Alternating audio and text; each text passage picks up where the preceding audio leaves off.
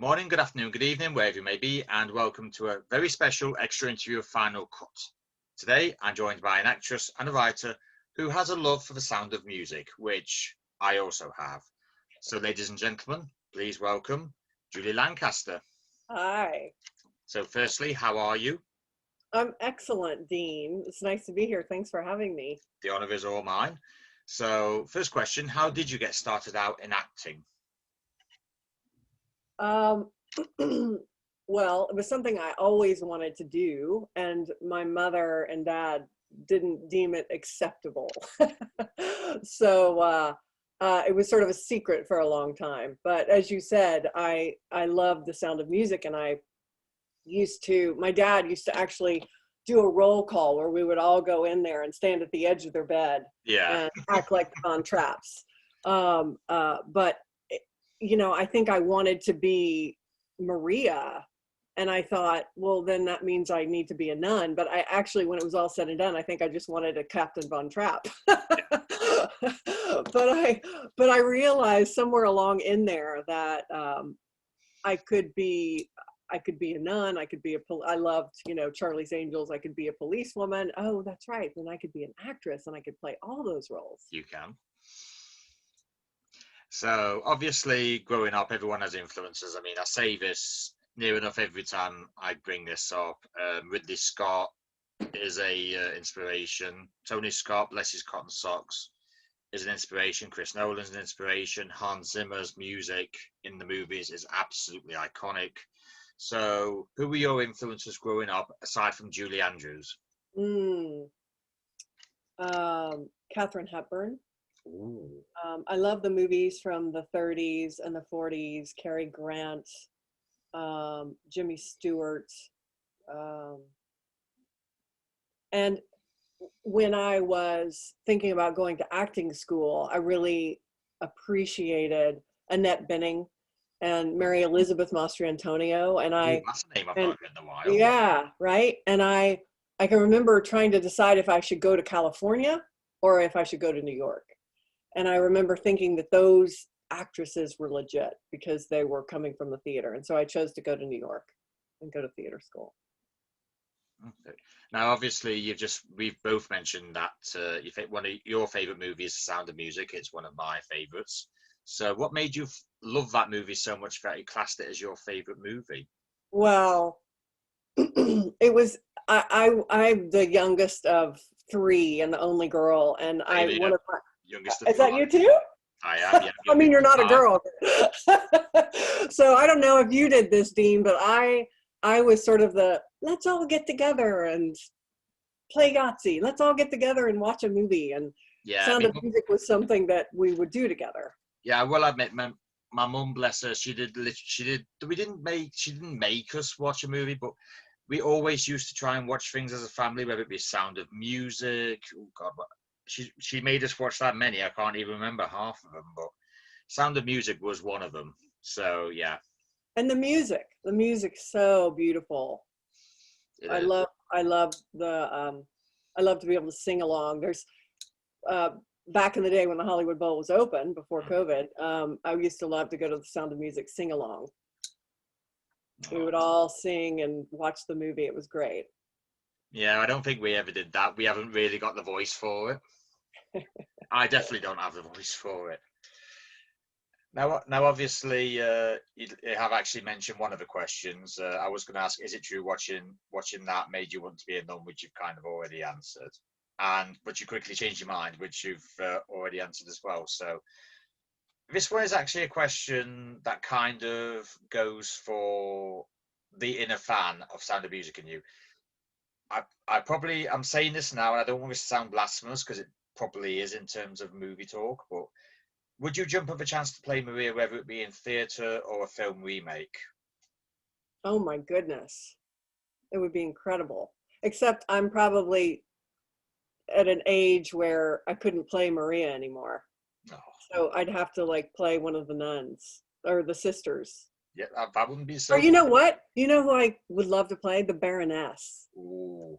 I never liked the Baroness, and it would be a challenge I mean, I did actually like her. I felt like as the movie progressed, we get to see that she's onto it. But Yeah, you know, we root for Maria. yeah.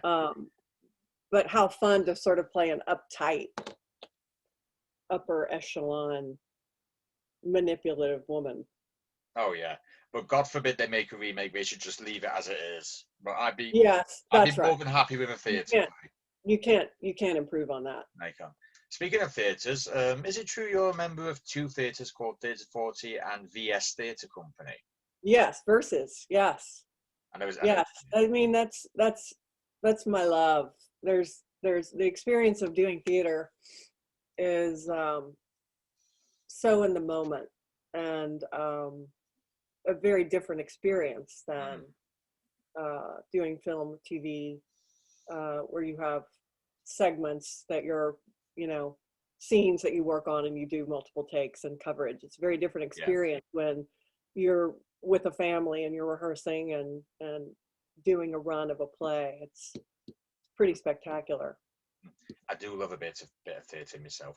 Me and my lady have actually worked, well, before COVID happened, we did actually kind of get into musical theatre quite a bit. So we Mm, do actually like theatre as a whole, but it's just unfortunate that COVID has happened. So it really is. Gosh, I remember when I was waiting tables in New York when I was in theater school, and Larry Gatlin, the country singer, came yeah, in, and I was waiting on him.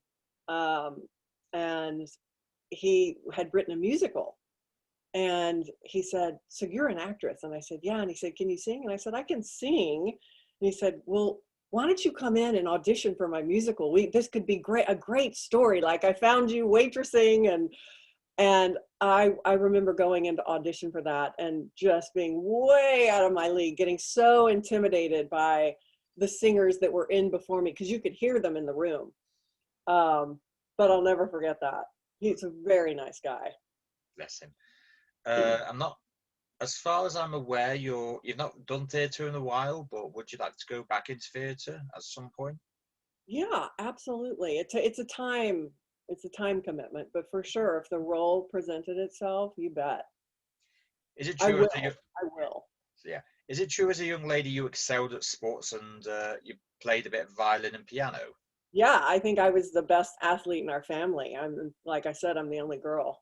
I Mm. played soccer my whole life, and was on the varsity soccer team in high school, but got kicked off right before our playoff game because I went to South Padre Island for spring break. Ouch.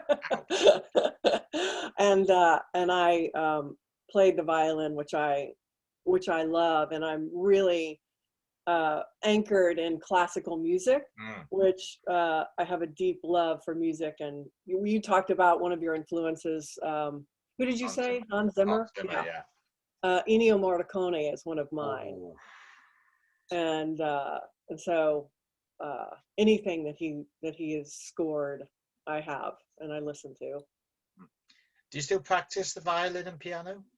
You know, I don't the piano. We don't have a piano, but I did get another violin, Oh, and I did was you? taking lessons for a while there, and it was really humbling because I don't know if you play an instrument, but your body remembers what it's like to be free and to sort of be a conduit when Yeah. you're playing, and to then have to sort of go back and fill in those skills as a beginner. And I can remember the guy that I was taking lessons from. Every now and then I would get free, and he'd be like, "You're really good," and I'd be like, "I know." I just like, but it was frustrating for sure. Yeah.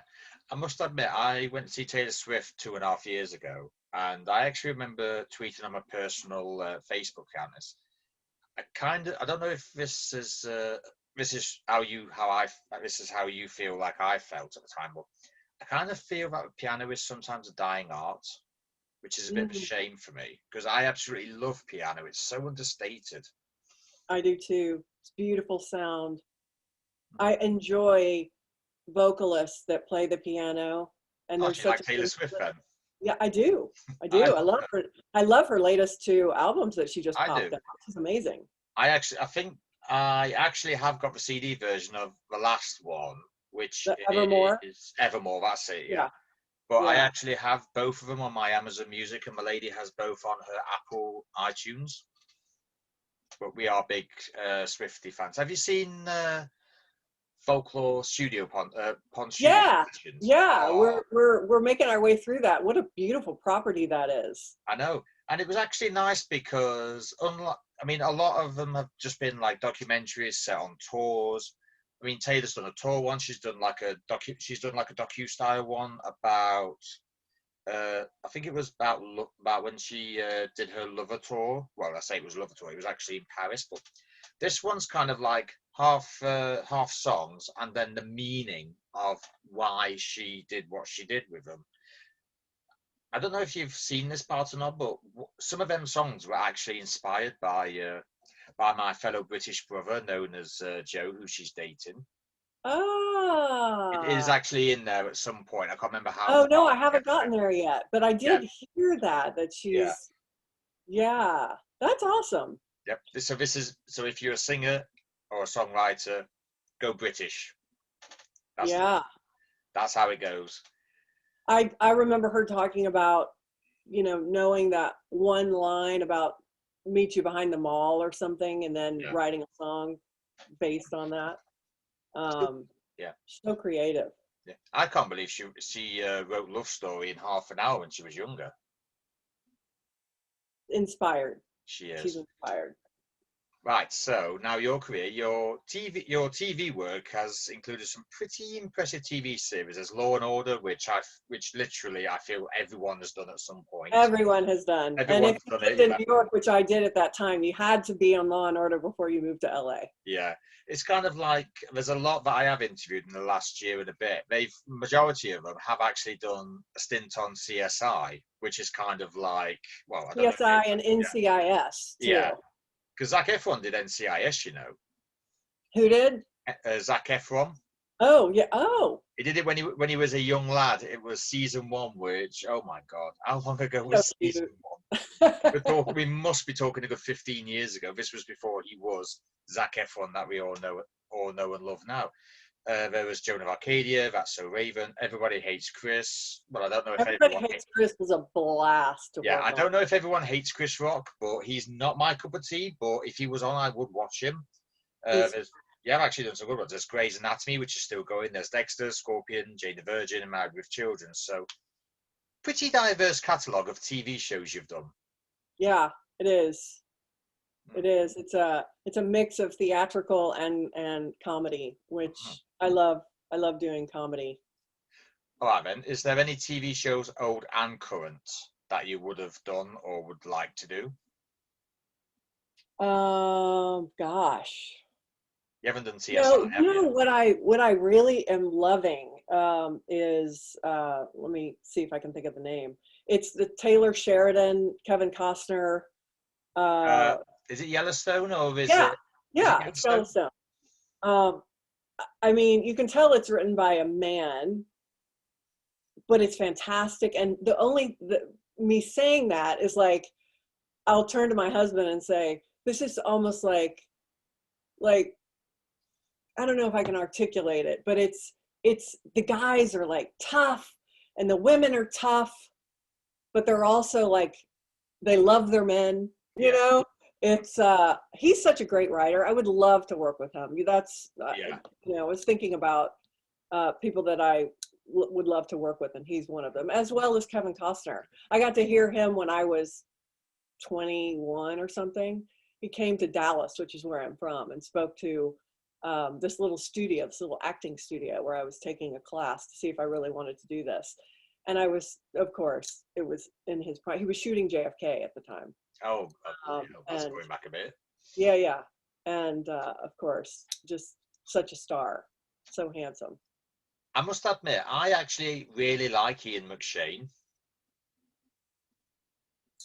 I would love to work with him in some capacity if that ever came about. But it's just something about him that's kind of like, yeah, I would actually really like to work with Ian McShane. Hmm. What do you think that's about for you? I don't know. To be honest with you, he did actually star in a British. Well, it was actually in English, but it's technically British because England and Scotland basically it's kind of like whatever one is good at from one country, then the other one must have. It's kind of an unwritten rule we have. So it was actually a BBC series called Lovejoy. It was about an antique dealer, which he starred in, and my dad used to watch it quite a lot. And I must admit, I did like him in that. That's, oh God, that must be about a good 30 years ago. But yeah, I've always been a bit of a fan of his. But then when he went to America, he just got even more famous. And I'm just like, yes, Ian McShane. More Ian McShane is always good. You know who I love? Sarah Lancashire. Ooh.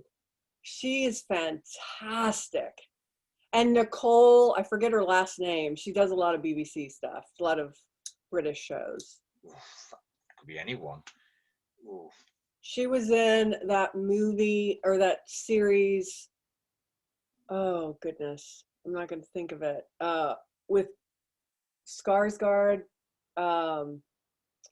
She's a partner of a policeman, and it turns out she's dead. Does this ring a bell at all? It's really good. No. I bet when this is over, we'll have a look at it anyway. As always happens. We can't think of it on the spot, but we'll have to access IMDb. We'll have a look and we'll remember. But yeah, I didn't actually know this. Movie-wise, you were actually in Stepmom with Susan Sarandon, Ed Harris, and Julia Roberts. And I must admit, that was my first big budget film that I was in while I was living in New York, and that was an interesting experience, actually. Yeah, they were actually Hollywood heavyweights back then, because obviously they don't either. I think, isn't Ed Harris retired now? Because I've not really heard about anything from him in ages. He's such an incredible actor. He is. He's just so good at what he does. He really does is. Play a villain majority of the time. I think he's just really particular about the work he does, and he's something. He's really good friends with an old acting coach of mine. But Susan Sarandon and Julia Roberts were just so much fun to be on set with, and really amazing to watch and to go to the bathroom with, and it was a fun day.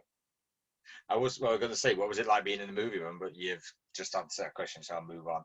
But the thing about that is I dragged my parents, my whole family, to watch the opening day of that, which was, it opened on Christmas. Oh God. And I play a flight attendant in it, and wheeling her off the plane, Susan Sarandon, after she's come back from a cancer treatment. Oh yeah. And yeah, I think I had one line, like something like, I'll get your bags in a taxi too. It's like a wide shot, and I'm wheeling her off. And so we're there in the theater. We're waiting the pan shot of the plane coming up, and then I'm wheeling her off, and my mouth opens. And there is, like, I don't know if they dubbed my voice or if they sped it up, but I sounded like a muskrat. It was like, I'll get your bags in a taxi too. And we were in the theater, not all in one row because it was packed. Yeah. But my parents and my brother looked back at me, and I was like, it's okay. Like, it was so embarrassing.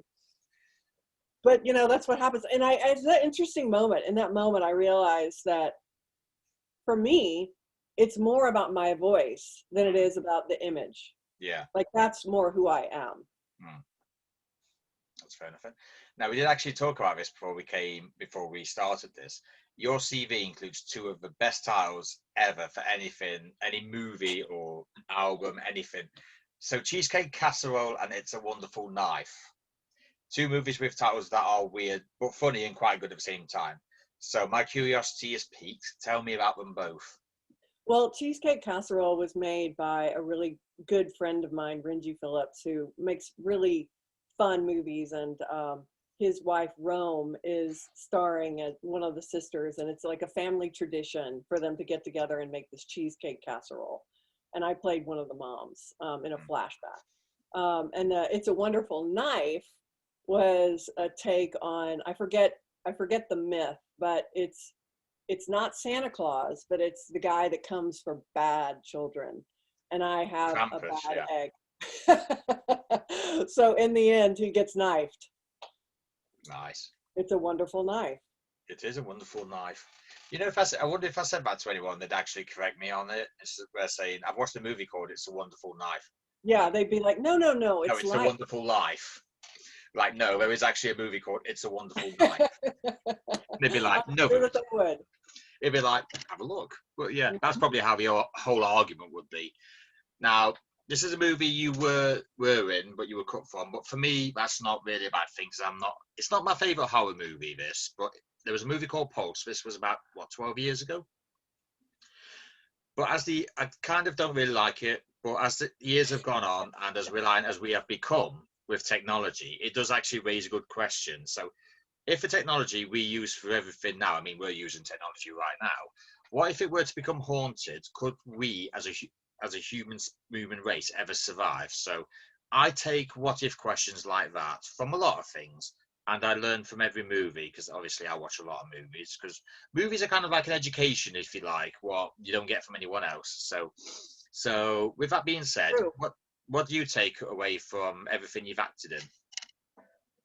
Oh gosh. Well, I mean, in line with what you were just saying about movies being an education, I think movies on their best day tap into a universal truth that changes us, and that can propel us forward as individuals and a human race. And that I also think that movies uh, like sci-fi or I just watched the new George Clooney film, and that some of them have some truth to them and can be foreboding, and that what we're doing to the planet and how we are evolving as humans, and greed and our care for the environment. And I feel like, back in the day, Star Trek, they're talking in their people are zooming up, and here we are.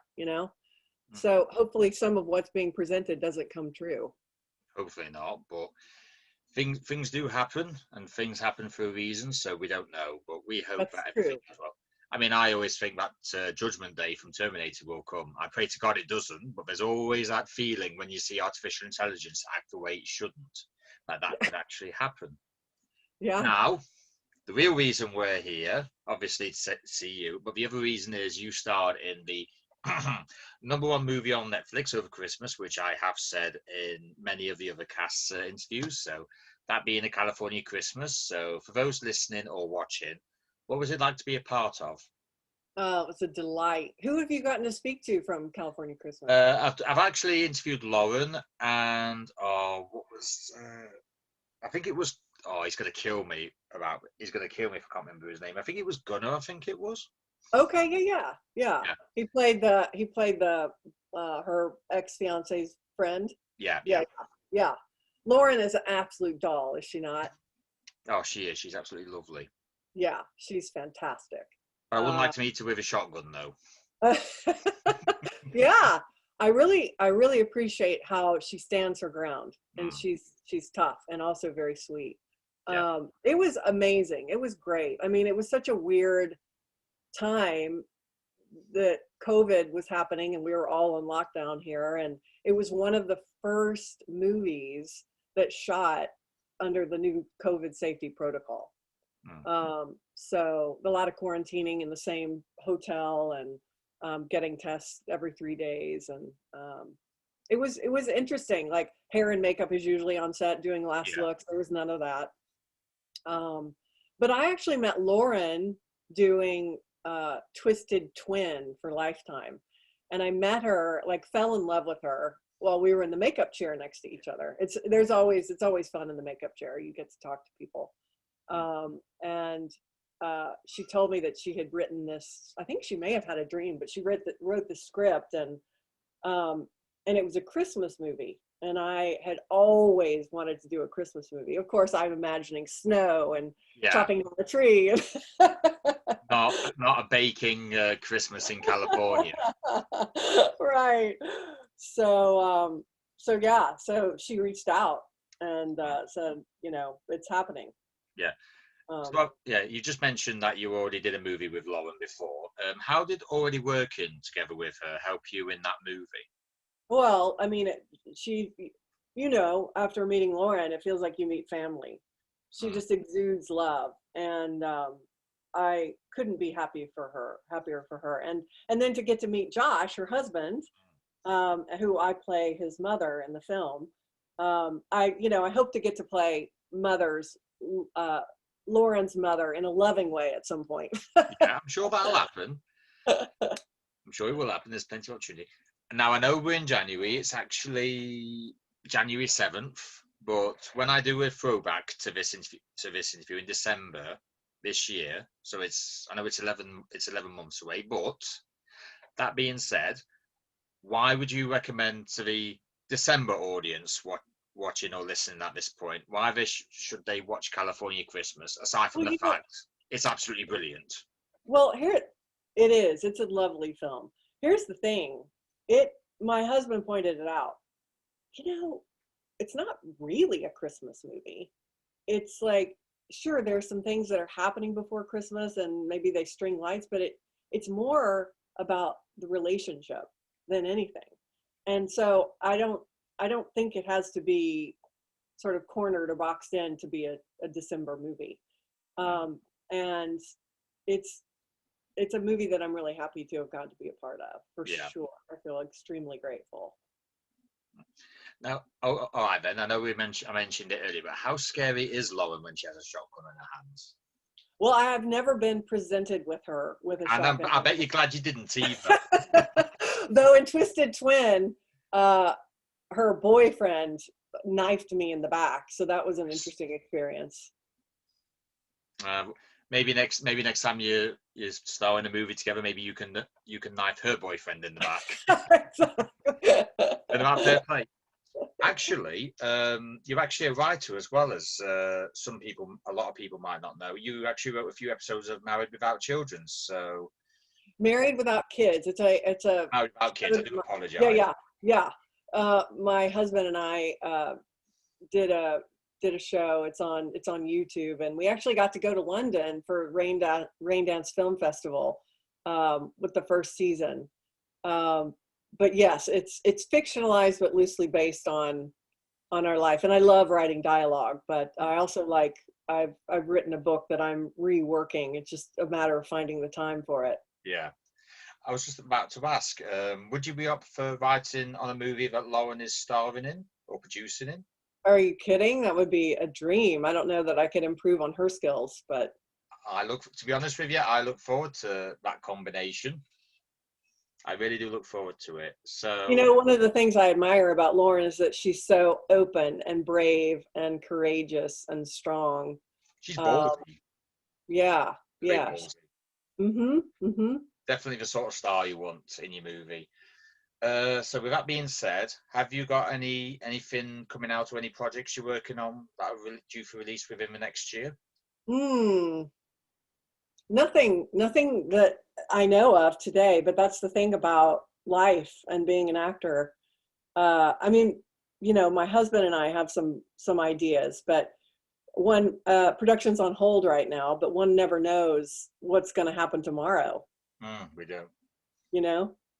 I mean, it's funny you say that. I mean, you say you've not got anything planned, but when this finishes and tomorrow comes, you could have an offer on the table. Yeah, exactly. Yeah. So things happen fast. They do. And I think one of the talents of this business is to enjoy the downtime. To know that I will work again. I think independent artists in general sort of freak out when there's not work, but work comes. And if we can enjoy the downtime and just be grateful and trust that there's work coming, it really helps the ride, I think. Yeah. All right, then. What would you like the future to hold for you? So I'll give you a few examples. So good health, healthy career, longevity career, maybe more collaborations with Lauren, maybe even Josh as well, since you did a good job of playing his mum. I would love that. That would be awesome. I know they're doing they got picked up for a sequel. I don't know what that means at all, but I know Lauren's working on one, and not sure what that. I mean, of course, I would be honored to get to be included. One never knows, and but working with Josh was a hoot. Of course, good health and longevity. I remember Helen Mirren talking about her hitting her stride later in life.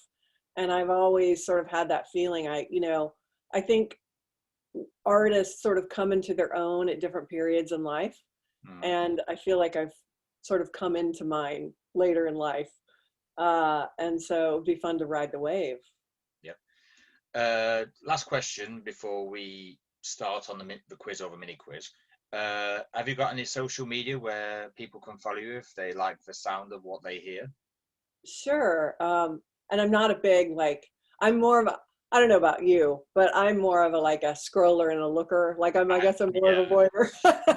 I'll be brutally honest. I don't really write much on my Twitter, but I do write on the odd occasion, but it's not really that often. So yeah, I'm not much of a Twitterer, but I'm at Castercat on Twitter, and I'm Julie Lancaster Morris at Instagram. Mean that one? Yeah. That was actually that picture on that is from a campaign I did with Spike Jones, and it was really cool to work with him. That was for MedMen once weed became legal here in California. Yeah. Right. So just one last question, just before I let you go. I do ask this to near enough everybody I interview, if I can. So you've started with quite a few. Obviously, we've discussed Julia Roberts, Ed Harris, and Susan Sarandon. So if you can, name me between 10 and 20 actors or actresses that you haven't starred with yet that you would like to star with before you retire. I know Lauren can't be one of them. Who? Lauren can't be one of them because. Oh yes, I would love to work with her again. Okay, so I would love to work with Tom Cruise. Oh, who doesn't?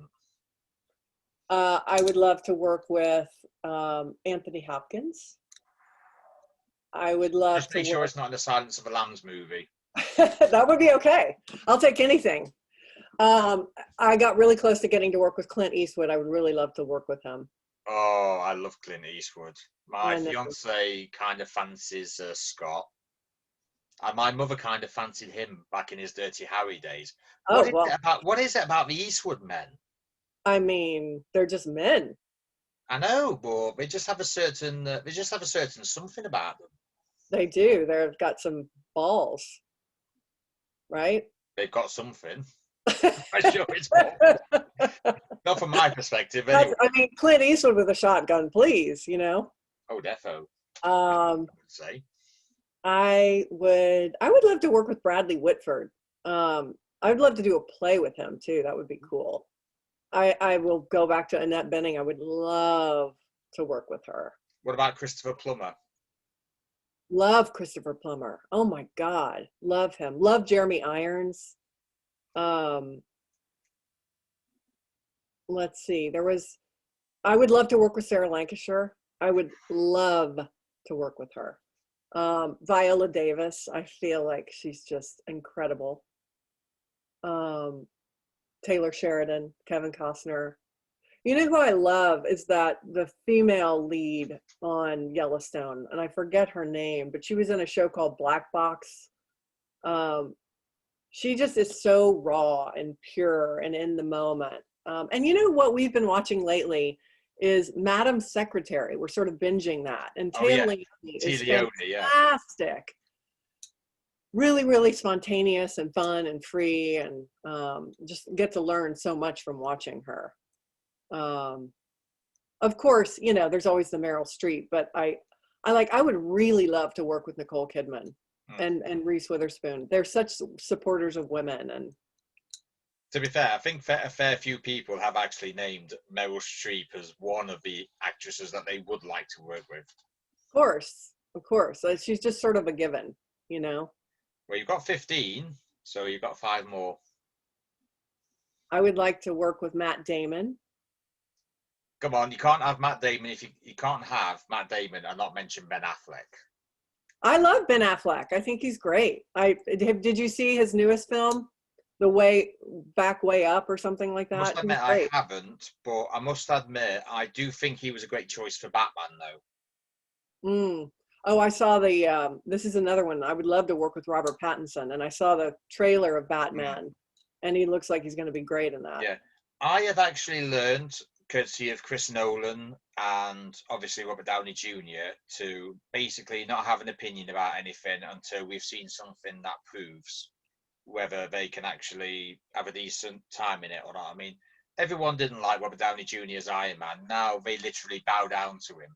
Nobody really wanted Heath Ledger as a Joker because they were too fixated on Jack Nicholson, but oh my God. I would have loved to have worked with Heath Ledger, and I was friends with Phil Hoffman in New York, and I am so bummed I never had the opportunity to get to work with him. And Emily Blunt and John Krakowski, what a great couple they are. Would love to work with them. It seems like they'd be a lot of fun. But don't challenge either of them to a lip sync battle, because John will just dress in drag and Emily will just absolutely wipe the floor with you. I was saying that if you ever stuck, just give Anna Kendrick a ring. She'll sort John Krasinski out. Oh, she's adorable. She's lovely. She is, and I don't mean to sound disrespectful when I say this, but she is almost like the perfect woman. It's like if a perfect woman ever existed, it would be Anna Kendrick. And so what does a perfect woman look like to you, Dean? Anna Kendrick. Besides Anna Kendrick. But what are those qualities that you see in her? I don't know. It's just she's so funny. She sings, obviously. She's intelligent. She's always got a quirk or two up her sleeve. She's absolutely. Oh, she's just like. She's almost like she's got a figure like you would find in Valhalla. Exactly. Valhalla. Yeah. I'm not saying that just because there's a game called Assassin's Creed Valhalla out. I just want to point that out to any gamers who's listening. Noted. And Lauren's kind of the perfect woman. Yeah, not so much when you actually look at her threatening with a shotgun. I just like, no, I don't want to go there. But yeah, she's absolutely lovely. Bless her. Just don't get on a bad side. Really. She's tough. Yep. So with that, ladies and gentlemen, a future version of, well, a once upon a time version of Maria von Trapp. There you go. Julie Lancaster. So I've been waiting to say that all interview. Thank you so much. It's lovely to meet you. The honor is all mine, and it is also very good to meet you too.